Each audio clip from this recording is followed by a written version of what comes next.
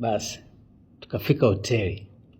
Kufika hoteli yeye kachukua chumba hiki, mimi nimelala chumba hiki. Sasa mimi nimelala huko, sikio linatega, si unajua. Sina kazi ya kufanya, niko mwenyewe. Nasema mshikaji huko, ngoja tuone atanihadisia Masai vipi huko. Bana, kulala kwenye mida ya saa 6 hivi. Nasikia kelele zinakuja zinakata, kelele zinakuja zinakata. Nasema kuna nini? Maana nasikia mtu kama anapandisha mashetani yani.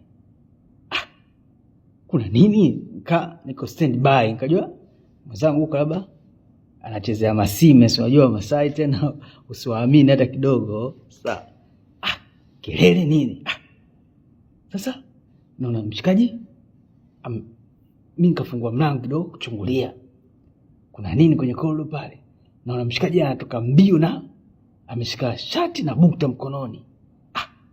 Sasa kuangalia hivi kidogo namuona yule demu wake Masai. Nasikia kuja, nasikia oroda, nakuja, nasikia oroda, nasikia ra.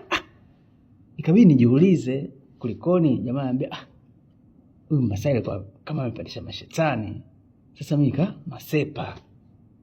Kusepa ndo nashangaa kumbe utamu akisikia ndo alio. Nikamwambia kaka nenda kamalizie bwana. Ilikuwa hivyo. True story hiyo, sio kana kutania. Shauri.